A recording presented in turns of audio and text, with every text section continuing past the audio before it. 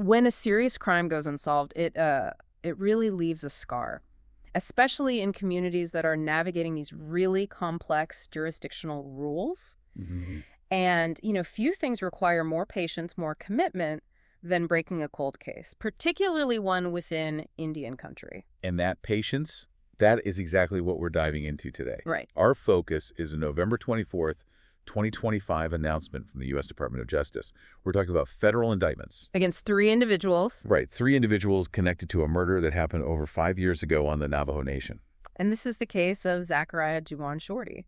He was found deceased back on July 25th, 2020, Yeah.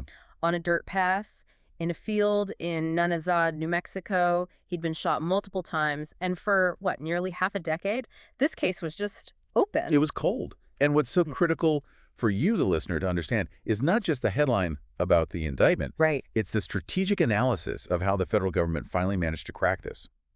We're going to look at the specific legal tools they used, particularly this really nuanced charge, misprision of a felony, and the major federal programs that finally brought the resources to bear here. Okay, let's unpack this. And I think we have to start with jurisdiction because that is so often the central complication in these cases. It's the essential starting point. So why is the U.S. Attorney's Office handling a murder that happened inside the boundaries of the Navajo Nation? Well, because the victim, Zachariah Shorty, was an enrolled member of the Navajo Nation, and the crime occurred in Indian country, it automatically triggers the Federal Major Crimes Act. Okay. The federal government has primary jurisdiction over certain very serious felonies, like first-degree murder when they happen on tribal land and involve Native Americans.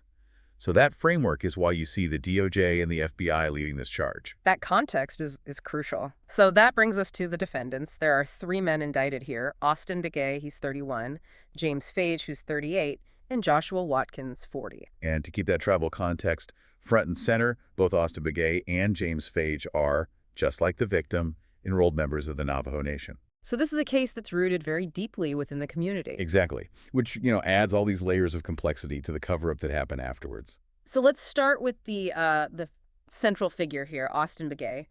What are the core allegations against him specifically? Begay is facing the most severe charges. The indictment, it alleges he used a semi-automatic pistol to shoot and kill Mr. Shorty. First-degree murder. First-degree murder in Indian country. So we're talking about malice aforethought and premeditation. This isn't a lesser charge. And of course, beyond the murder itself, there's the firearm charge.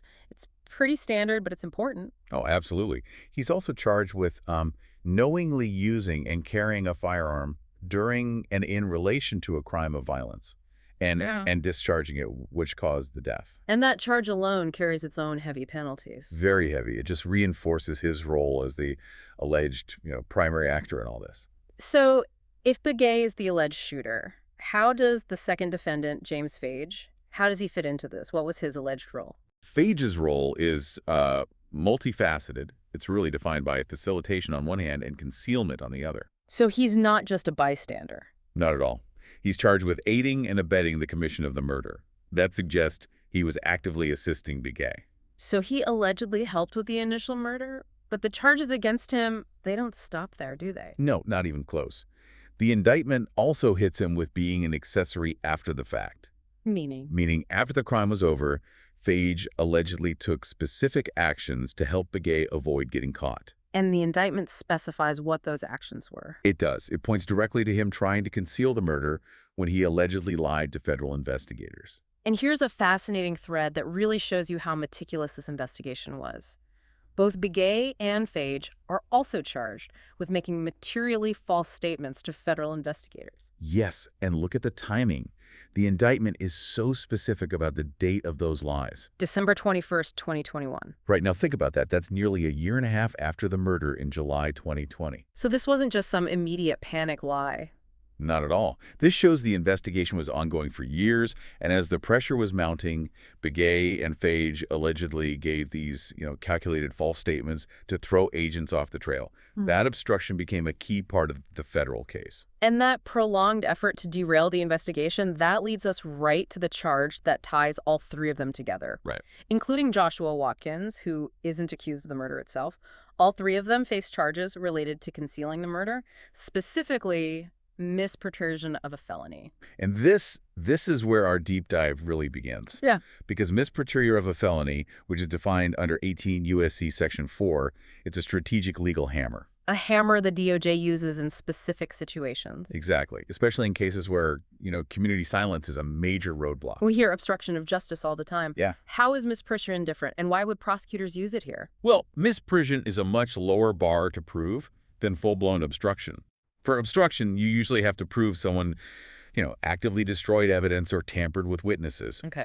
Misprision, on the other hand, just requires three things. 1, you knew a federal felony happened. 2, you failed to report it to the authorities. And 3, you took some kind of affirmative step to conceal it.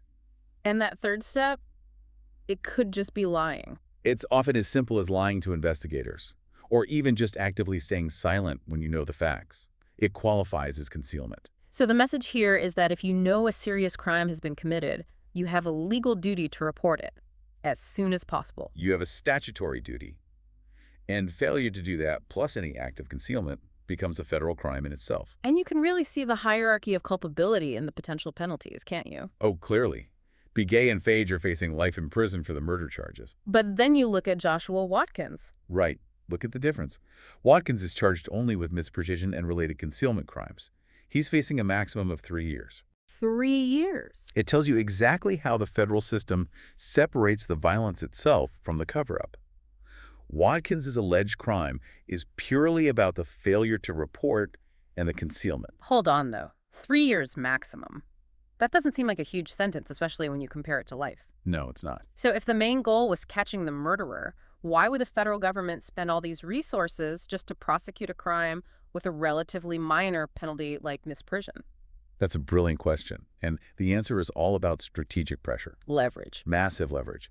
When the DOJ brings a misprision charge, especially against multiple people who might have different levels of involvement, like here, It forces their hand. it pressures those people on the periphery, the ones in the concealment circle, to finally come forward with the truth. Otherwise, they're facing a federal felony conviction themselves. It sends a message that silence, even years later, is not an option. So the indictment is doing two things: pursuing justice for the victim and also applying pressure to that community structure that allowed the silence to go on for so long. Precisely. And we should, of course, note that these are still just allegations. Begay and Phage are in custody, and a trial hasn't been scheduled yet. Right. And that brings us to the broader context. I mean, this breakthrough wasn't just a lucky break. No. It's the result of these highly focused federal programs that are dedicated specifically to resolving violent crime in Indian country. This has become a huge priority for the DOJ. I want to look at the two initiatives they highlighted in the announcement. Let's start with the Missing or Murdered Indigenous Persons, or MMIP, Regional Outreach Program. What does a program like that actually do on the ground? The MMIP program is more than just a gesture. It was specifically designed to fix the fragmented nature of these investigations. Yeah, jurisdictional maze. Exactly. For a cold case like Shorty's, one that they said never faded into the background, the MMIP program provides a systematic framework for all these different agencies to actually coordinate. So what does that look like in practice? It means you're not just relying on one overworked agent with a bunch of old paper files. The program boosts the ability to solve these crimes by strengthening the ANA, the information sharing pipeline between federal agencies like the FBI, tribal police like the Navajo PD, and local partners. So they can connect dots that were previously in separate filing cabinets. That's a great way to put it. Cold cases often crack when you can apply fresh analytical eyes to old data. The MMIP program provides that centralized resource allocation. The stated goal, according to the U.S. Attorney's Office, is the unwavering pursuit of justice on behalf of Indigenous victims. And that dedication was then boosted by a specific FBI initiative. This is where the real tangible resources came from. It's called Operation Not Forgotten.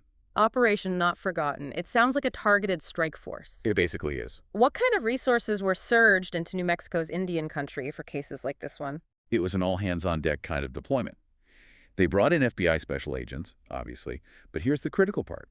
They also brought in intelligence analysts, staff operations specialists, and victim specialists. An intelligence analyst for a murder that happened in 2020, what are they even looking for in a case that old?